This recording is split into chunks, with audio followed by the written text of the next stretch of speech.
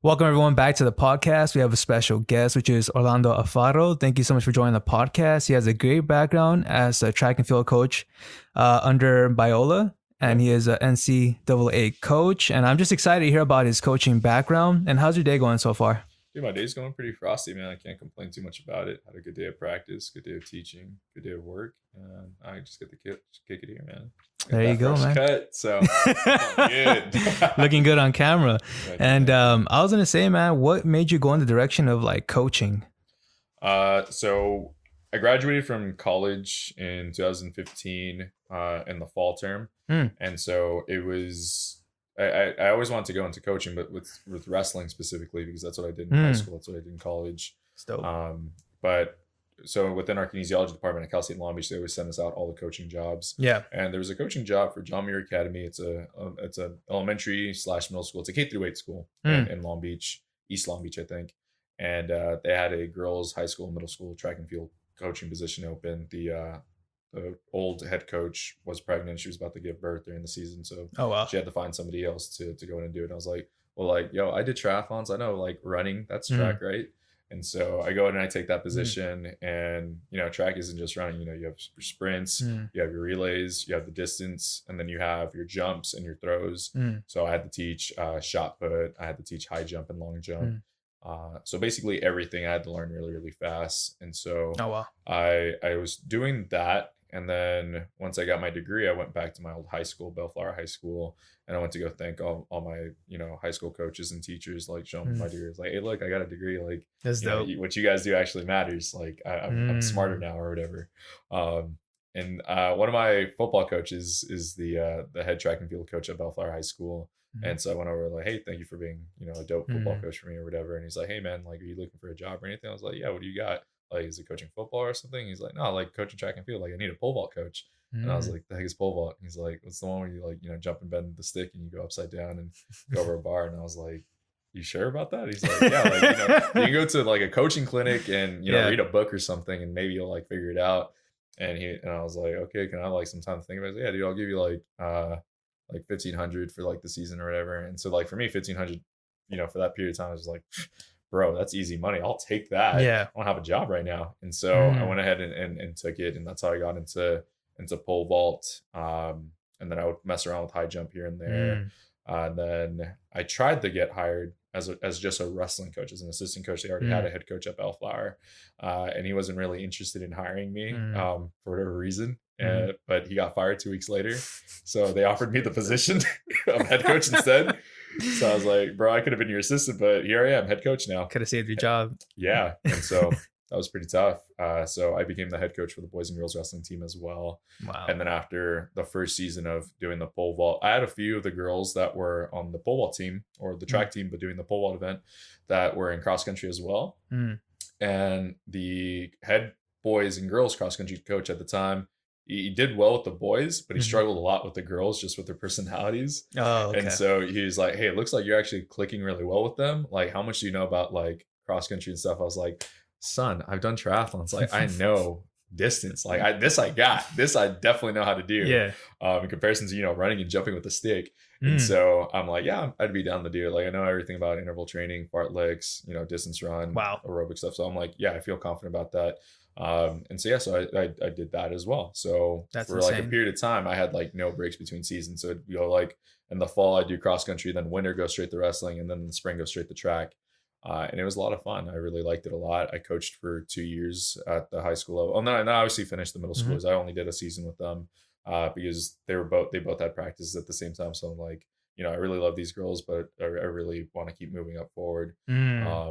So yeah, so I went ahead, resigned from that job, stayed at Bellflower, stayed there for 3 years. And after my second year, I had great improvements. I had one boy who tied for league, and I had a girl who broke the school record at Bellflower, and it was going smooth. You know, like for me, not knowing the sport as well, I knew how to find information really fast. So what I did was like, bro, I cranked out YouTube like crazy. I was known in our league for like the YouTube coach. He's like, oh, that's the food, and knows all the videos and stuff.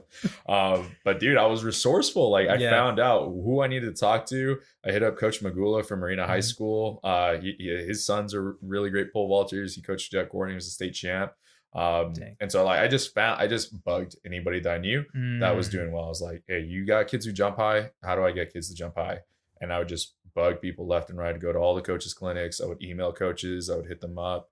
I mean, I'll admit something here. So like to be able to find their phone numbers, there's this cool little like family tree website. And so I would just post up their name and where they like the state that they're in. And then like, you know, the little thing would pop up and give me their phone numbers. I'm like, that's crazy. I'm going to see if this works. And they'd be like, hello, this is Coach Brown. I was like, yeah, hi, my name's Orlando Alfaro. I'm a young coach out of Bellflower, California. I wanted to know if I could bug you about the pole vault. And he'd be like, yeah, sure. And we'd have a great conversation. Be like, hey, how'd you get my number? And I was like, oh, you know, like it's on USA Track and Field or whatever. And I'm just like, so if you ever get a phone call from me, no, like I totally busted that creeper status just to be able to do that. But it was tight because like, again, this is what helped me get help from other coaches who are really good at their craft that I naturally wouldn't. Like I'm over here calling coaches in South Carolina, Arkansas, Ohio, networking everywhere. Yeah. And so it helps. And like, yeah, it's a little awkward because I'm like, yeah, I don't know you and I'm a young coach. Like I'm figuring it out. But if you're down to help me, you're down to help me. And that's what I would do. Wow. And so after my second year at Biola, or second year at Bellflower, pole vaulting poles are really expensive. They're fiberglass poles. They go range anywhere between $250 to about $800, $900 just for one stick. And you're like, okay, and they can break. And so it's like if it breaks, you know, you just lost $700 depending on what kind of pole it was, the brand and the size. And so, you know, I'm like, most high school programs don't just got $1,000 just for you to go ahead and spend on sticks. You know, you could spend that on a blocks cart for sprints, or you can buy new throws implements. So it's like, why are you going to spend money on the pole vault? And so what I did is same thing with being resourceful. I just hit up a bunch of different high schools. So in California, there's certain schools that have all the stuff for pole vaulting. They have the pit, they have the standards, they have the poles. Dang. They even have the little place to have it down. But yeah, they are missing one or two things, or both things. They don't have the insurance to cover the liability of the event, or two, they don't have enough money to pay for a coach to do that event. And so a lot of schools in Orange County have all the stuff. They have no coach, or they don't have the insurance liability for it. So I just started calling all those schools in what's known as the Southern section in CIF, and all the schools in the LA section, and a few of the schools in the, I think San Diego section is the next one that I called. And I was just like, hey, my name is Orlando Alfaro. I'm a coach from Bellflower High School. I coach pole vault. Do you guys have pole vaulting stuff that you don't use? And from that, I got a brand new pit from one of the schools in the Inland Empire. Brand spanking new, never been used. It's been laying in storage for 5 years. And I was like, cool, I don't need a new pit necessarily. But one of the schools in our league, Norwalk, had a horrible pit, but the pit was the same colors as theirs. And I hit up my guy, Johnny, and I was like, hey, man, you guys need a pit? And he's like, yeah, sure. And I was like, well, as long as you guys can pick it up, you guys got a whole new setup. And so they did that. And that was cool. The pits go for anywhere between like $10,000 to $25,000. So that's a hook up right there. And then the poles throughout the LA section, Southern section, San Diego section, I picked up about 25 poles. And so, you know, you multiply 25 by $500. That's a huge come up money wise. Wow. And so you know, you need these poles because the equipment allows the athletes to keep progressing better. The poles have different lengths. So the poles go as small as like 8 feet all the way up to, you know, 5 meters. And they all have different flexibility ratings. So some of them are stiffer, some of them are softer. So you usually start off your athletes with something soft and you start working them up on stiffer, so that way they can continue to get a bigger rise off the pole as they go ahead and do the jumps. So, you know, the more sticks you got, the easier it is to kind of like figure it out. Whereas, you know, I started off with 7 poles. That's all I had. I'm like, you know, it's not going to work out for all my athletes. You know, I got kids who are tall, I got kids who are short, kids who are skinny, kids who are big. It's not going to work out. And so I had to find out those things. And so in that, I would just hit up a bunch of colleges as well and be like, hey, do you guys have pole vaulting poles that you guys don't use? And Biola was one of those schools. My colleagues, I remember seeing them like pole vault one day when we had a track meet at La Mirada High School. And I was like, oh, maybe they don't need the poles or something like that or whatever. So I hit up Coach Henning, and he's like, yeah, man, I'll go ask my pole vault coach or whatever. And I was like, all right, cool. So he calls me back maybe like late in the year. This is like February, and now we're in July. This is after Junior Olympics. I had 2 boys go. He calls me and tells me, hey, man, it's Coach Henning, you know, the CBU coach, Biola coach, whatever. I was like, yeah, man, what's up? He's like, yeah, I just want to let you know, like, I actually forgot to go check on the poles. But yeah, I'm sorry. I was like, okay. Why would you call me for that? Yeah.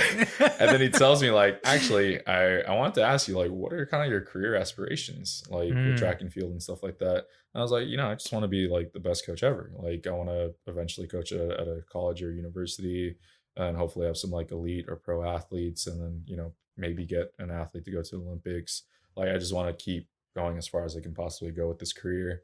And he's like, cool, man. Well, like, just letting you know, like I think it would be cool for you to go ahead and submit a resume and I'd be okay to having a phone call interview with you and then, seeing how we progress from there. And so we did the phone interview, then we did an in-person interview.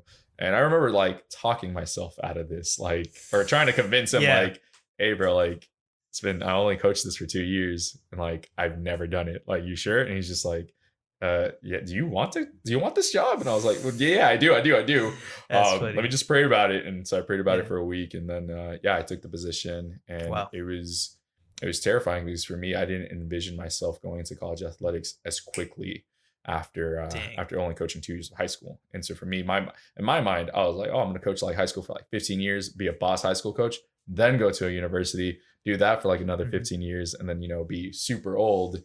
And then, coaching Olympic athletes, because that's how most of these coaches look like anyways. When I go there, I'm like, yo, the good coaches, they're like old, they're all rickety and stuff. Yeah. And so I was like, yeah, like, that's what I envisioned. And that was not the plan. And so I got to stay at Biola. And so far it's been 4 really amazing years.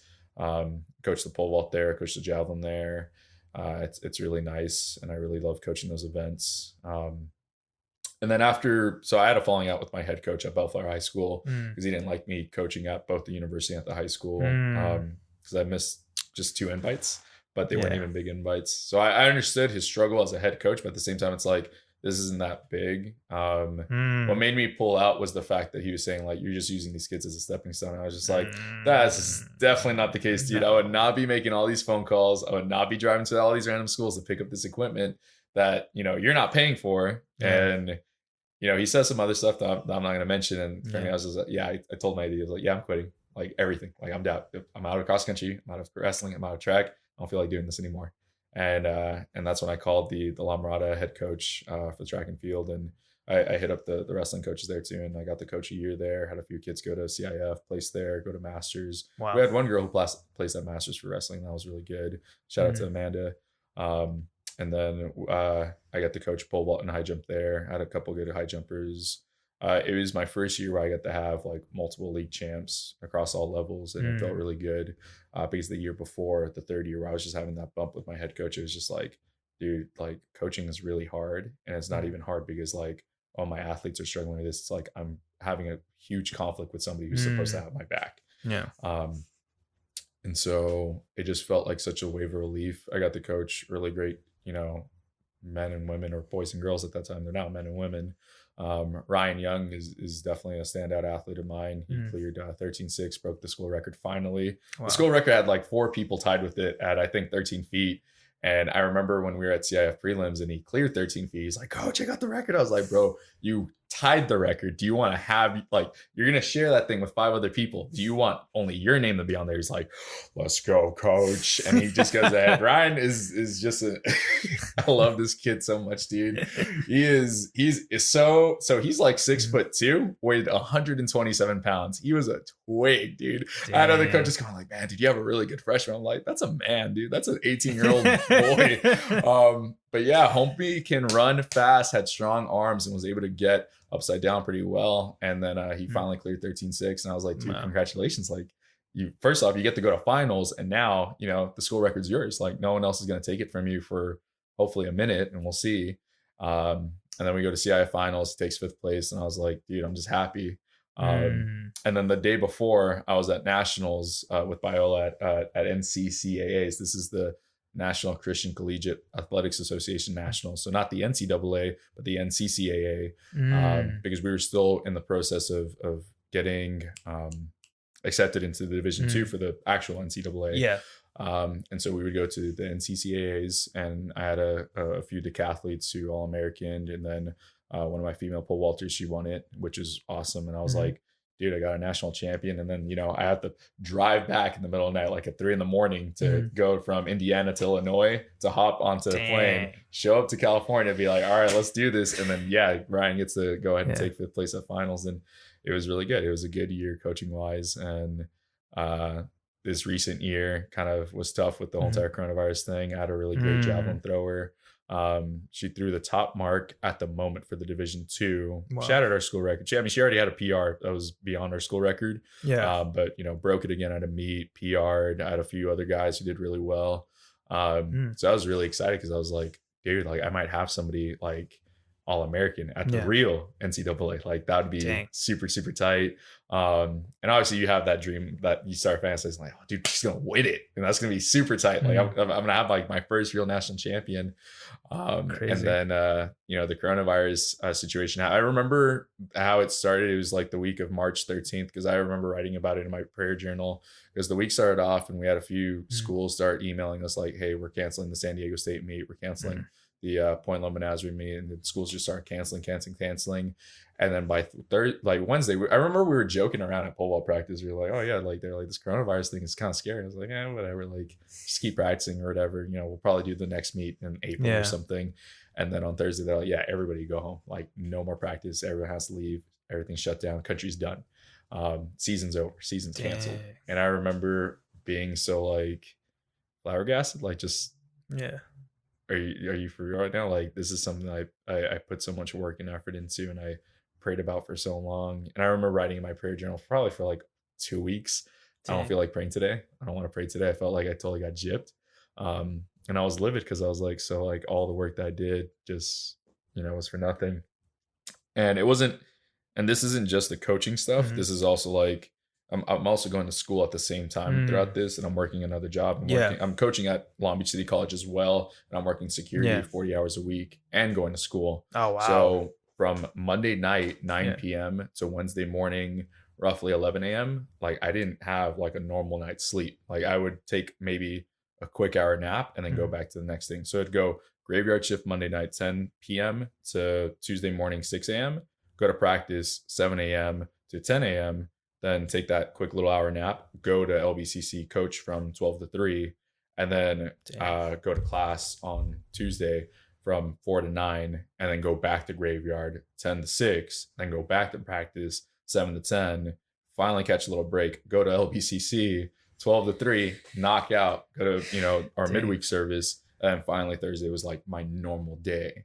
But I did that for about 3.5 months, and it was rough. It was brutal. And so it just felt like I was sacrificing a lot just to try to make everything happen. Like, just be a good coach, be able to have money, be able to pay for school, be able to do school, be able to like move forward. And so when the whole entire coronavirus thing happened, it was just like, so like the track and field thing is basically like over. Thankfully we still got credit for our classes, and I still got to finish. I was like, in a way, this helped me out a lot to just be able to crank out school. Like it took something off my plate to just be able to focus on school, and it made my semester way easier. And then that's how I got into respite, because I was like, I need a way better job than working graveyard and all that stuff. And one of the brothers in our church, Tony, was like, well, hey dude, I used to work for this company called 360 Behavioral. Maybe you'd be down to do it. Because you obviously have experience with people with special needs through substituting and all that stuff. Those were the only jobs that I would get as a substitute teacher, because nobody wanted to work with special needs. And I'm like, dude, it's not like bad. People always chalk it up like, it's the worst experience ever. I'm like, it's the worst experience ever. You don't care about people, dude. Like that's simply the way I see it. I'm like, they're kids just like the other students that you have, and they require an education. Like you just got to step up to the plate. Like I understand that it might be a little different, but it's not harder per se. It's just you approach it differently.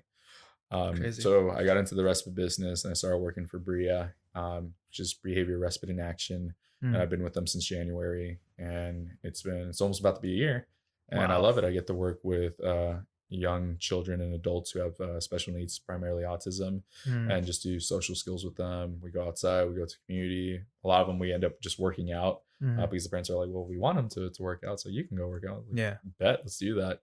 And so it's been good to be able to do that.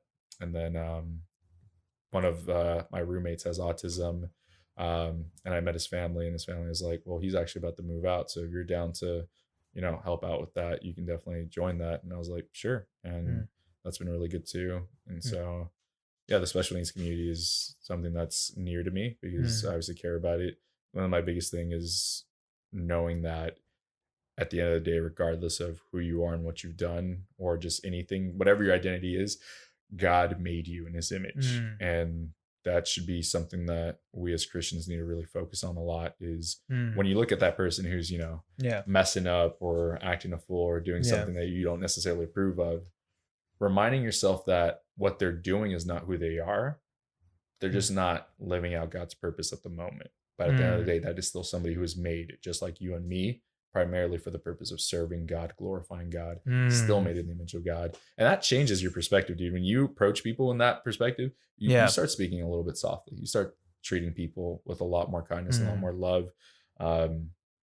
You start treating people like Jesus would treat people. And like I said, it just makes you care about people so much more and have a softer, tender heart when you see people who might be addicted to drugs or homeless people, prostitutes, whatever it may be. And you go ahead and you just go, let me ignore and take off this lens of what I've been indoctrinated with, like, oh, those people are bad. And instead of being like, these are the same people that Jesus would spend all of his time with in his ministry while he was alive. He would just hang out with, the of the earth. And this is who we, gave his love and compassion to.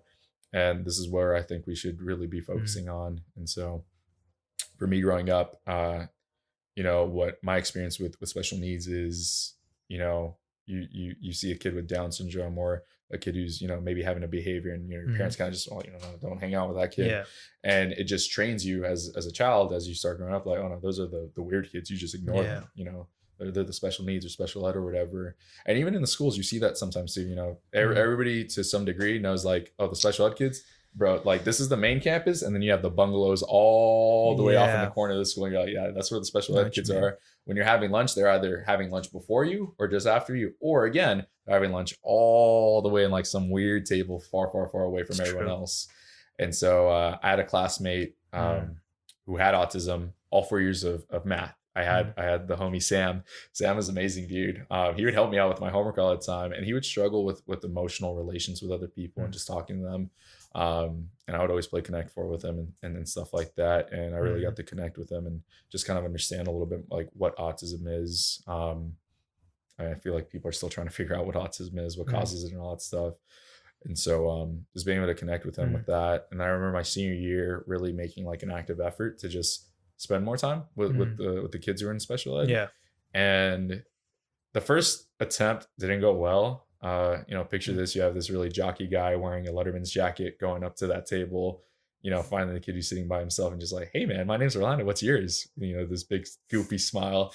What do you think that kid's thinking? That kid's like, no, this kid's gonna punk me or something. And so he was like, I don't want to talk to you, go away. I was just like, all right, it's cool, dude. I'll come back later or something. And I just went away, and I came back after about like 3 days. That's when like he started recognizing, okay, this dude's not like, this isn't a prank. This wasn't a dare. And I just got to talk to him, showed me his Yu-Gi-Oh cards and stuff like that. And it was cool just to be able to connect with him and, just treat people how they're supposed to be treated. And so for me, that's why it's really important in my heart, because like in high school, I never really fit in with any specific group. Like I did sports, but I wasn't like a star athlete. I had some honors in AP's classes, but I wasn't the smartest kid.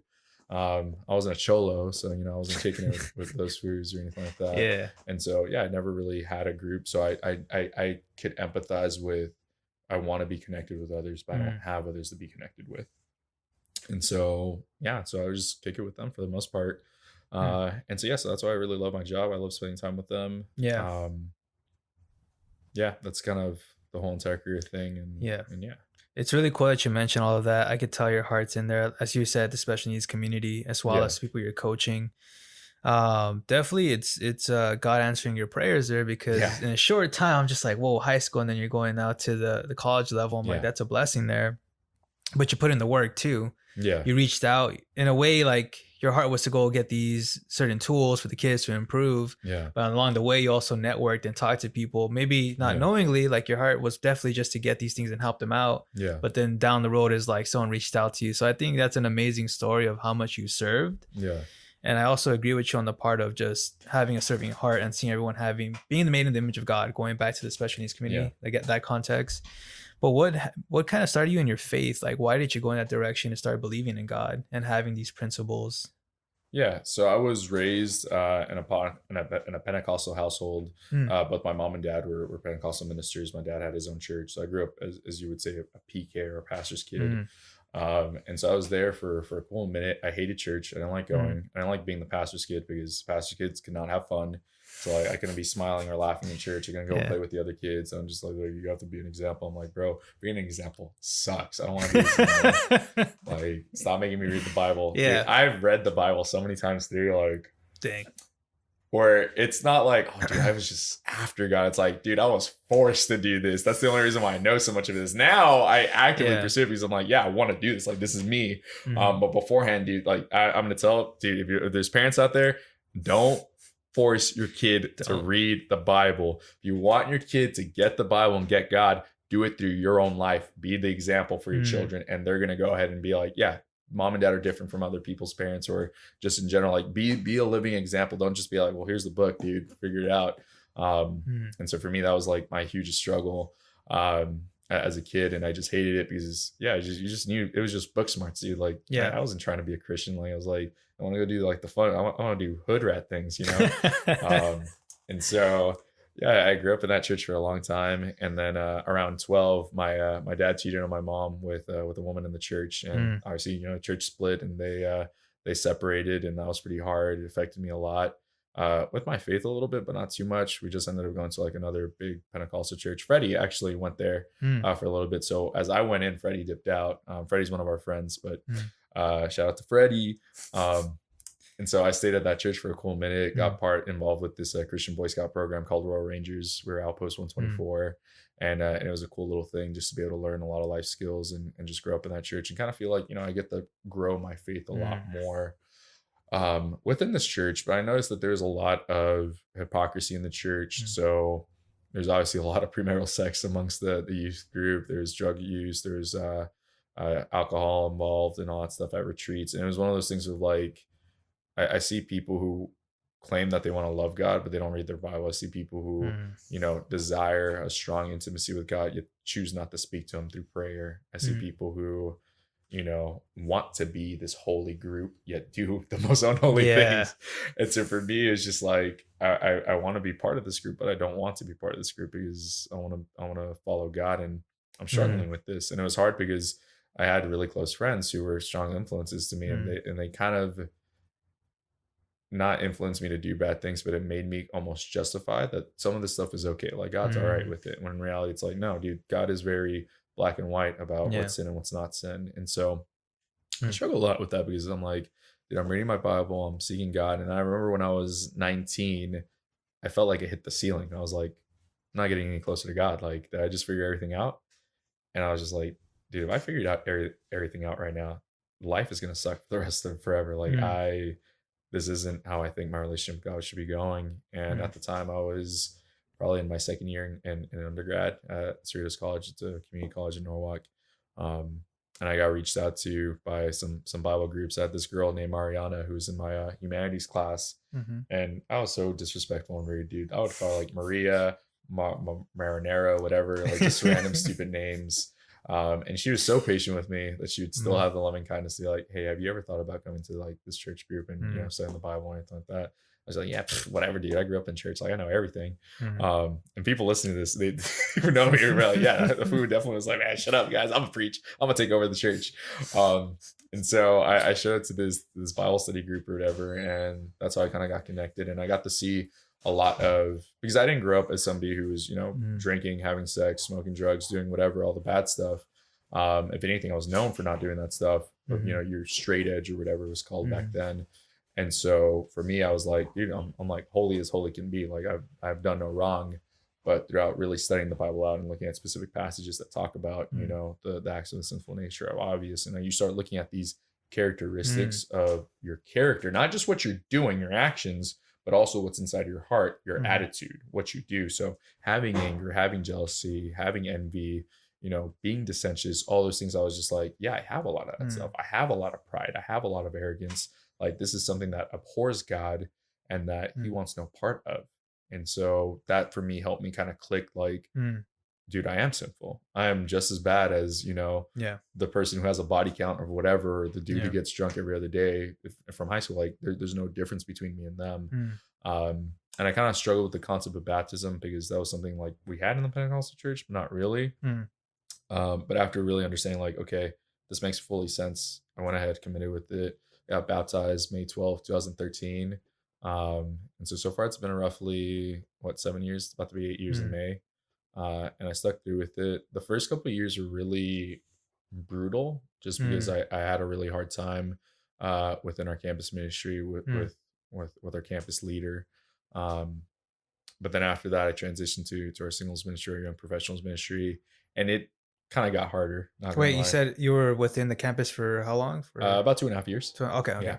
So the last 2.5 years that I had of undergrad, and then I went to the singles ministry, and then it just got to a point where I was just like, I don't want to go to church today. And I just stopped going. And I just stopped showing up. People were like, "Are you going to church?" I was like, "No." Like, for real? I was like, "Yeah, I don't want to go. I'm going to go get in and out or something. You guys want to come with?" They're like, "No, we're going to go to church." I was like, whatever. And I just remember just having such a hardened heart and bitter heart of like, dude, like I wanted to be a minister and I'm not, and I wanted to go do this, and I just felt rejected. And like, am I really supposed to do this? Like, I work hard for the things that I do, and it just felt like it just got overlooked. Felt like I had somebody who was just like a jerk to me the 2.5 years that I was there. And just like, am I just insignificant? And I like, my confidence level before becoming a Christian was like all the way up. I became a Christian and stayed up, and then it started going down, all the way down. Yeah. To where I was just like, dude, I'm starting to become really insecure, and I've never experienced this before. And it was crippling. Like, I hated it. And then thankfully I had really great friends who stuck there for me. Gregory Cruz, he's an amazing man. He's single, guys. Or ladies, I mean. And yeah, he hit me up, and he just like, man, honestly, if you're trying to live a godly lifestyle, you need to make a choice. And I'm not telling you like you need to go to church or anything like that, but I'm just gonna tell you, if you're in, you're in. If you're not, you're not. Like, just be a man about it. And I really appreciate him for telling me that. Our evangelist Ruben did the same exact thing. Yeah, it was really funny because I remember like he hit me up like one of the nights that he was doing the midweek for our singles ministry. Midweek is just our middle of the week service church. And he was like, "Yeah, dude, I want to talk to you afterwards." And I was like, "Cool." So I'm like waiting in the thing, and I see him talking to people, and I see him leave. And I was just like, all that feeling of loneliness and just feeling like I'm not that important. And I was just like, it just sunk in. And I was like, all right, well, I guess Ruben's not going to talk to me. And so I remember myself like wanting to start tearing up and wanting to cry. So I was like, all right, I started walking to the parking lot. And I hear like, "Hey, Orlando." And I was just like, "What?" It was Ruben. And I was like, Ruben just went to go say bye to somebody and was coming back. Yeah. He's like, "Yeah, man, we're going to talk. Are you leaving?" I was like, no, dude, I'm not. Like, I'm like, "Yeah, let's talk." Yeah. And my heart just like got uplifted, and it felt so soft at that moment because here I am with this man who's the leader of our church, who's reaching out to me, actually caring like what's going on. Like, he didn't approach it as like, "Why aren't you here? Why aren't you doing stuff like this?" But he was just like, it's like, "What's going on? Like, is everything okay? Like, what are you experiencing right now?" And I remember just breaking down crying, just telling him like, "Dude, I don't connect with people. I don't like, who I am is just different from everybody. Like, I don't relate to anybody. Like, I'm having such a hard time. Like, I feel like I'm so much more deeply connected within the university that I coach at, and the high school and the students, and like what I do. I feel valued there, and I don't feel valued here. I feel like I'm a reject here." And it's like, church is where the rejects go to be accepted by God. Yeah. But here I am feeling completely rejected, despite being in an environment where you're not supposed to feel that way. And thankfully we had a really good conversation about it, of just, what are some of the things that they could have done differently. And then what are the things that I can also grow differently. No matter in whatever issue that you're in, you need to accept that you have some percentage of fault in that. Right. Even if it's your 1%, own up your 1%. For me, I'm not going to put a percentage to it, but I knew I had fault to it of, I did have people try to, engage with me, but I was like, I don't want to talk to those people. Those people are boring or whatever. Or, I just don't feel like talking to anybody because I'm in my feelings or whatever. And so you got to accept your faults when your faults. The biggest quote that I love the most, I forget where it's from, but it's like, "When I'm wrong, I say I'm wrong." And I think if more people would have just accept that, life would go a lot smoother in everything, but yeah, so that's kind of been my Christian faith and how I got into it, into being a Christian. And I don't regret it. I'm really grateful for the 7.5 years, I guess it is now, that shown me a lot and have grown me a lot. I felt good to, I felt like I hit the ceiling at 19, and then just it kept skyrocketing, and I don't feel like I'm going to ever get closer to that ceiling. And what I really love and appreciate about a relationship with God is that it's not the same way that you would have a relationship with a woman, or, if you're a girl with a man, where like, you get married and you're intimate and you know each other as deeply as possible and you grow old, but your relationship is going to hit a cap. You know, you're only going to know this person so much. Whereas with God, there's so much more to know, and it keeps going and going and going. I think it's what Deuteronomy 29:29, where it talks about, you know, the mysteries of God are known to him, but you know, some other things he's revealed to us for us to find out. So it's just like God will always seek you and want to have that intimacy with you, and you will always continue growing in your knowledge of God. And so now reading the Bible over and over again, it's great to see like, okay, I'm getting it. And there's a lot of things that I understand. I knew what it was that I was reading, but I didn't really know what it was that I was reading. And so that's where I would say my faith's at right now. Wow. Yeah, you shared a lot of good things. I did want to go back to what you're saying, the church you felt more connected to the university you're coaching at versus the actual church. Yeah. What do you feel like played a role in that? Did you feel like it was more of the connections in the church or the friendships there that were just kind of lacking, or need to invest more? I would say probably I spent a little bit more time in the coaching stuff and in the teaching world than I did at church, because I mean, we only meet up Wednesdays, Fridays, and Sundays, pretty much. Yeah. And then even between then, like I didn't have anybody who was really trying to kick it with me throughout the weekdays. And so I just spend time with our coaches, spend time with our athletes, get to know other people. And I felt like I had a more important role in this place where I'm like, dude, I get to help people. I get to grow young adults and young women, and I get to connect with these men who are, you know, investing into me to become a better coach. Yeah. You know, it's different from I'm here and it's like, people are like, oh, hey, what's up? How was your week? I was like, oh yeah, I was coaching. I had this meet, and they're like, that's cool. And that's it. It's like, yeah, thank you for engaging me in a deep conversation about something I'm really passionate about. Like the last thing I want to hear when I talk about like pole vault, javelin, track, wrestling, whatever it is like, oh, that's cool. Like, ask me some questions about it, dude. Like, come on. Like, oh, what is that about? How much does a javelin weigh? How far can you throw it? Can I throw it? Like stuff like that. Like, just engage me a little bit more. People need to work on their communication skills, dude. No, it's true. And so just being able to do that. And so I felt like I had that at Biola. I still do. That I have this at Biola in all the other areas of my life, but in the church. And that was, again, like, you got to be mature yourself. And I accept my fault of like, yo, I wasn't the best engager either in conversations when people would talk about things. And so when I started to recognize this, I made it a point of like, you know, when I talk to people, actively engage with them. Like, you know, they're a person too, and they have an innate desire to be known just as badly as I do. And so give them that avenue. You know, you might be the only person that they actually get to talk to and be excited about the stuff that they do. And so it's not like, oh, you got to just listen and be like, all right, let me give you your 10 minutes. And then like, you know, it's like, no, dude, let yourself be curious. Let yourself dive into their world and see the world from their lens and their perspective. Good stuff, bro. I think that would kind of solve a lot of the, like you said, it would have more deepness to relationships in the church if people took more time, like everyone, even myself. Because I was thinking similarly to you with this whole COVID-19 happening, I kind of started to be more involved in my own little world and needing to connect more with the church. But like you're saying, there needs to be more engagement for both ends, obviously not just one. But I think that would solve a lot of things of people finding more purpose. But you are serving in a way God by being in that university and serving people. But I wanted to ask you, going back to your coaching, what advice would you offer to an introvert who's shy to just be like, okay, I'm going to avoid the shyness and just coach people or go for it?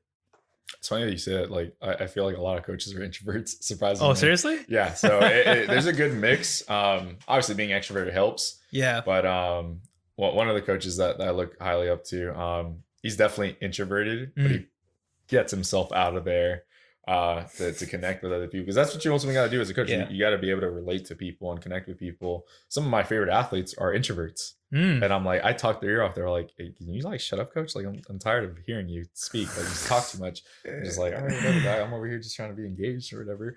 Like, I'm just trying to know you. But then again, I like, dude, I'm a chatterbox. I'll go off forever. But for the introverts is, I mean, use your strengths. Like, introverts are really great listeners. And, you know, if you can just listen to your athletes, which is something that I learned really quickly as a coach is important. If you listen to your athletes, not hear your athletes, listen to them, really know what they're saying when they're speaking to you. You grow, you get a better insight of what your athletes are experiencing and how to help them out. And so I would say that introverts have that innate ability of just, I know how to listen really well, and they listen and they observe they're kind of like behind the scenes, just like, all right, Yeah, I'm not in the chilling. action, but like I know everything that's going Yeah. on. An introvert will give you a play-by-play of an entire event and not have been in the event at all because they stood back and they watched everything happen out, and they know it better than you, who might have been like in the midst of everything. And it's like, what? Oh, this happened? It's like, yeah. It's like 4 years. Like, oh, bro, I was postage, drinking some lemonade. Yeah, that's pretty much it. But yeah, that's the advice I would give them. Continue to be a great active listener. And most importantly, like, let other people into your life. Let people know, like, oh, this is what I do, and just communicate. I mean, that's what number one issue with everything is communicate. That's what, like, with working with adults and children with special needs, is that's one of the biggest things that I learned, is that some of them are nonverbal, and the main reason why they have behaviors or they get upset or they get aggressive is because, guess what, they're not being heard, because there's an issue in communication. Like that, like, think about how often people get mad with somebody else, and it's not because somebody necessarily did something, but it's because, like, I'm telling you something and you're not hearing it.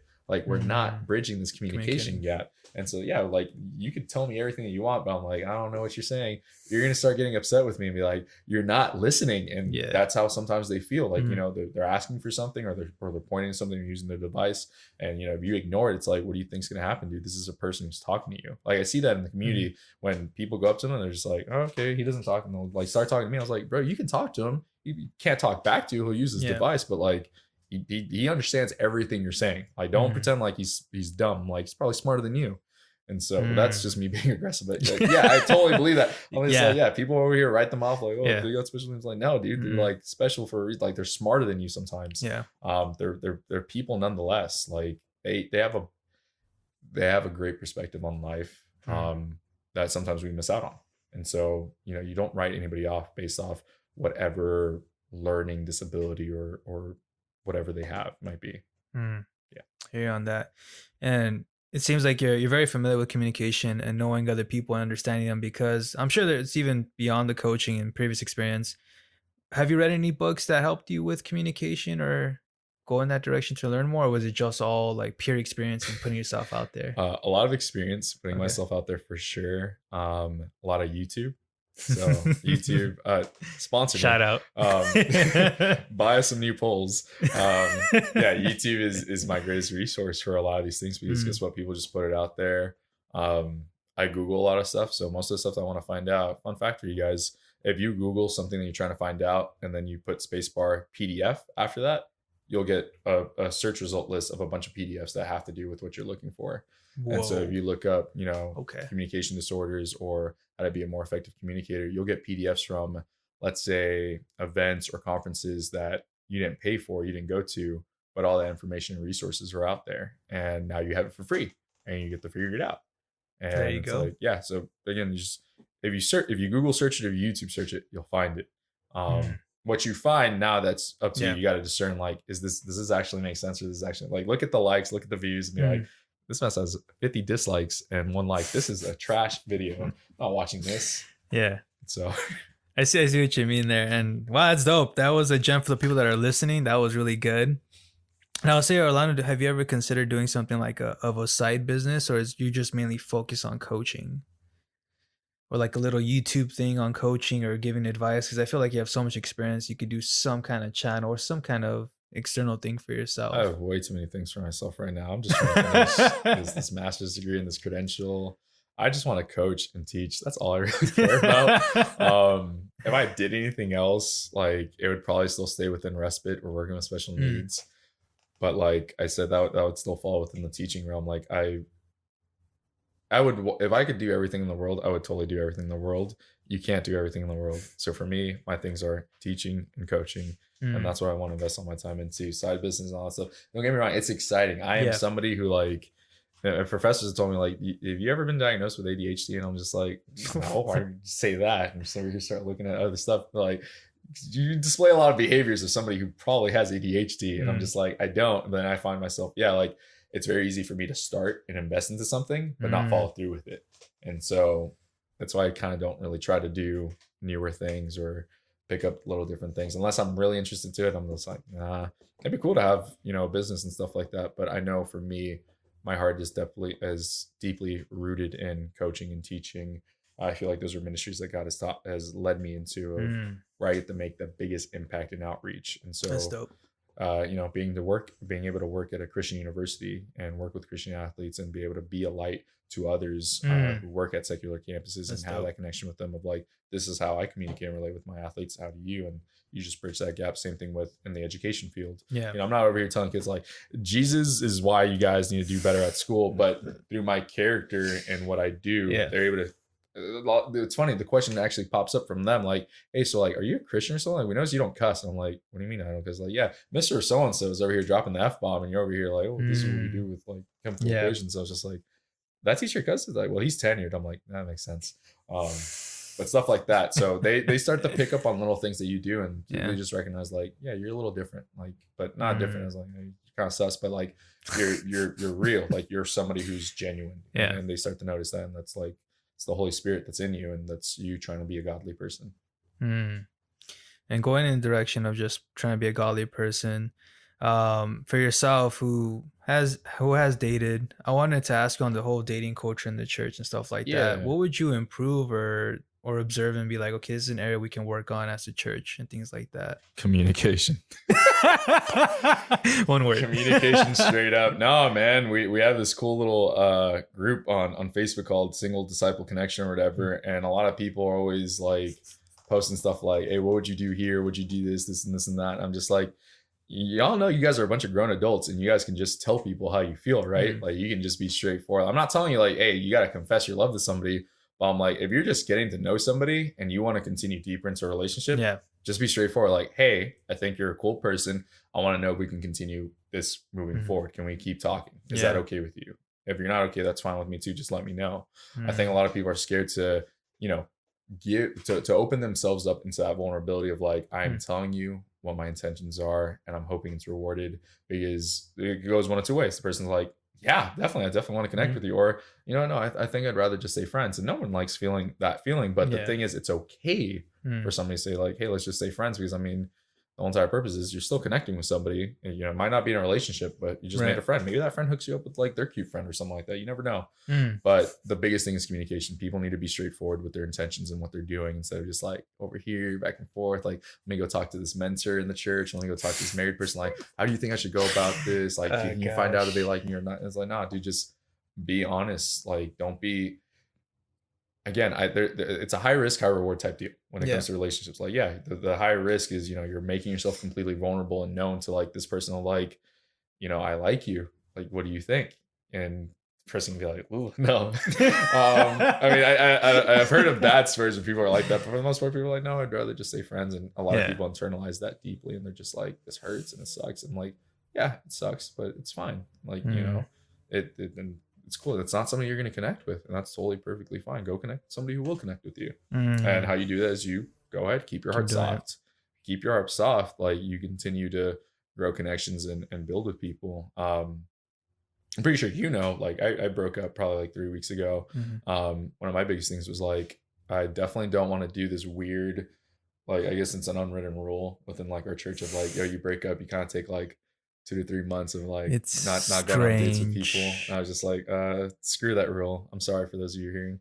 I don't believe in it. So for me, I was just like, it's not in the Bible. No, it's not. And that's the thing that upsets me. I remember speaking with one of the married couples, like, just know, like, if you start going on dates, people are probably going to look at you differently. And I'm just like, people already look at me differently, dude. I'm different as it is. So I'm fine with this. I don't care. People will have their own opinion of me regardless of what I am doing or not doing. So I was just like, this is what I want to do. Like, I know for me, myself, like, I'm not going to have this pity party of wallowing in this. I experienced my relationship. My relationship was great. I got to love somebody deeply, and they got to love me deeply back. Amen. I just did not want to continue with it. So I broke up, and I was like, cool. The hard part was feeling the lows throughout the first week of like, there'd be random moments where I wouldn't necessarily miss my ex, but I would miss the connection and intimacy that I would have with somebody of like, oh, dude, this is what I did today. Or, send somebody a picture or a selfie or something, like thinking of you. Like, I missed that connection. And there'd be random moments I'd just be like, dang it, dude, like, I don't have that anymore. And so after that week, I went on a date, and then just went back to connecting with people and just, learning how to hit random people up, doing my own little thing that I always do. and I've been on really great dates with a lot of people. I have one tomorrow morning, which I'm really excited about. Okay. And then a few others coming up. So it's been good just to be able to connect with people and stay soft, to where it's like, I made a Facebook post about it too, when it comes to like breakups and stuff like that.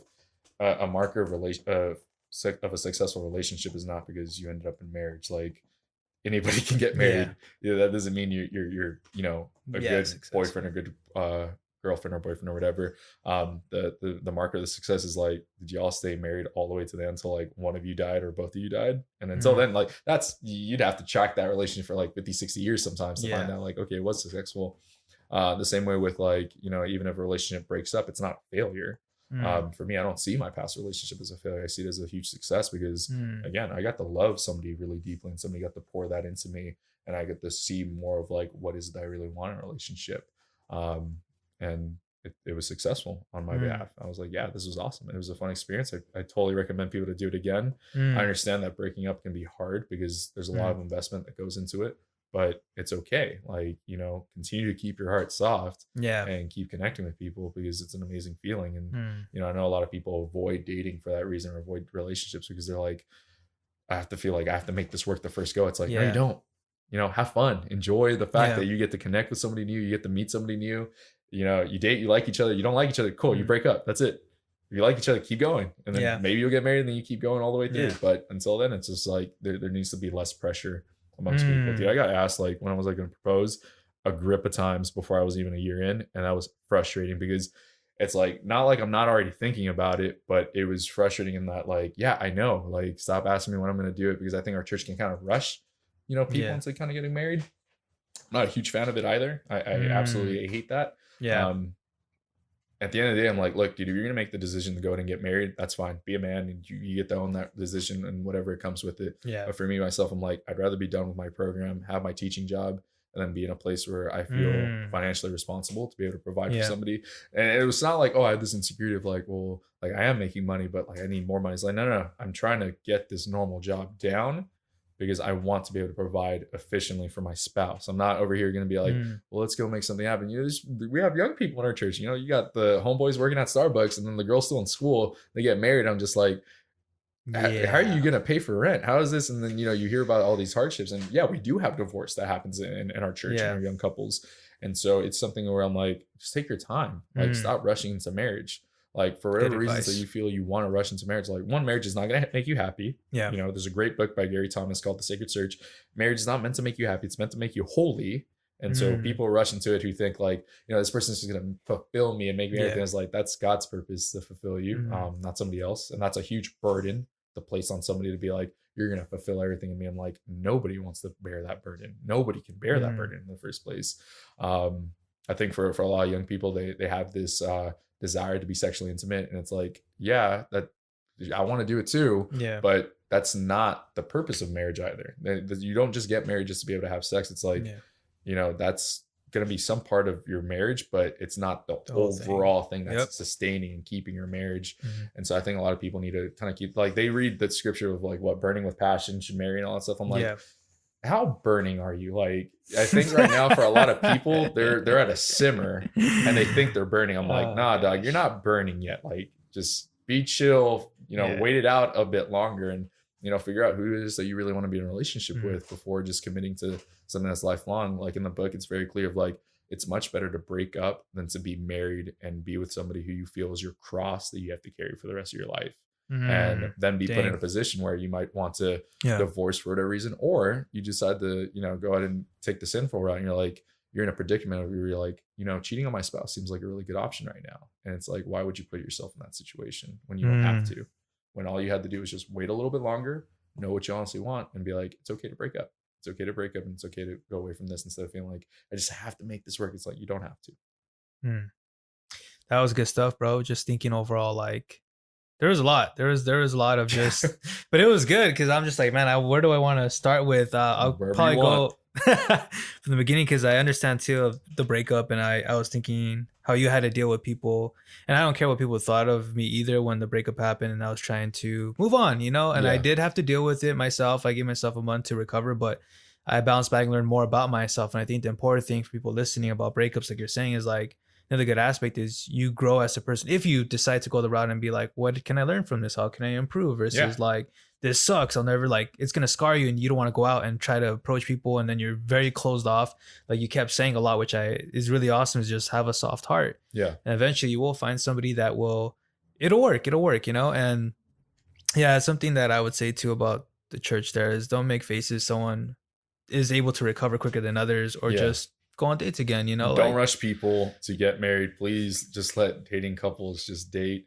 Enjoy building a friendship with somebody else. Same thing with couples who are married. Stop asking them when they're gonna have kids. Like a lot of my friends who got married, like, dude, they just got married. Like, I'm not talking about like, oh, it was like 3 months after. I'm like, they just came back from the honeymoon. Like, when are you guys planning on having kids? Just came back with the bro, let us breathe. We don't have to repopulate the earth right now. Being fruitful and multiplying. There was not a time period from when we had to be fruitful and multiply. I don't remember in the Bible it was like, hey, dude, fam, you got 2 years to make this mess happen. It was like, nah, just let everything take its course of its time. You know, just let it happen. Just take your time. There you go, man. Definitely you're a coach all over. You're a dating coach, you're an athlete coach. It's crazy. But man, thank you for sharing so much on just a lot of topics. It was just really fruitful for me to like listen to this and just pick everything. And usually at the end of the podcast, usually ask this question on the topic on COVID-19. It's been a tough year and you've had your challenges and you've come out of it, which is super encouraging to hear. And then the opportunities you got at the university. What do you feel was the biggest lesson COVID-19 has taught you?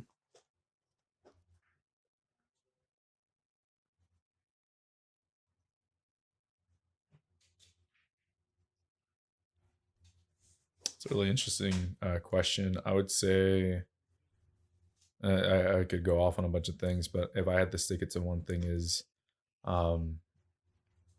people need to strive to continue wanting to have the image of Christ in their life and to be that for other people. I think when the country shut down, we saw a lot of the opposite of that, of people bum rushing stores, looting and taking away supplies, where it's like you're overstocking and you're keeping away supplies from people who might really need it. Yeah. And like I remember just going to the store and shopping for some of my consumers, because some of them have not just autism but some other underlying disease where if they get it, they're gonna die indefinitely. It's for sure gonna happen.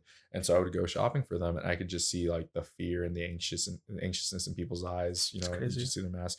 And I would see some of the old people walking around like just freaking out, and I'm just like, this shouldn't be their attitude. Like this is a person who's lived a long life, and you know we're supposed to take care of our elders. Yet you have young bucks over here running around snatching cereal off the things. It's like, come on, dude. Like if we all work in this together, we can all grow in this together. You know, that selfishness doesn't help anybody but one person.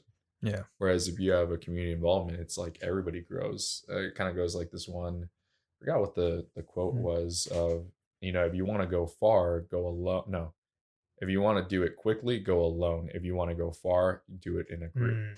And that's the biggest thing, is that we were not designed or created by God to be alone. We're designed to be together and unified.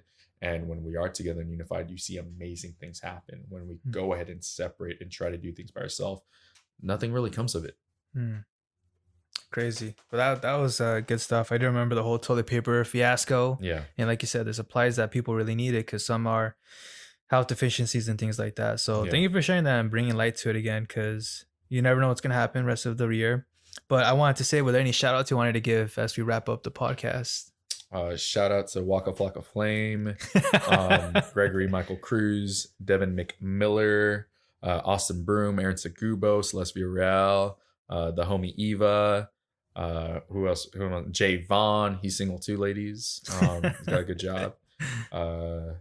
Let's see, the Bayardo family, they're pretty lit too. So Louise, George, and Lorena. And I could just go on for days. Shout out to Coach Henning. Coach Henning is amazing. I really appreciate the staff that's at Biola, because again, they're just taking they chose to take a chance on me and invest so much into me, and I'm grateful for them just doing that for me. I think that's where I flourished as a coach, was the fact that somebody of older age was just like, dude, I want to see you do well, and I'm gonna invest into you. So if you know any young people, dude, like go ahead, invest into the younger people. If you're older, like you see somebody having a hard time, like, hey, walk them through it. You never know. It might be a good benefit. Yeah, those are all my shout outs. Good stuff. And thank you again for being on the podcast. Yeah. If you guys ever want to check out some of Orlando's stuff, I could just leave his information on the description of his Instagram.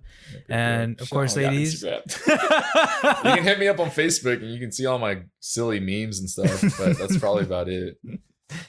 But that would be wrapping up for the podcast, guys. Till next time. Thank you.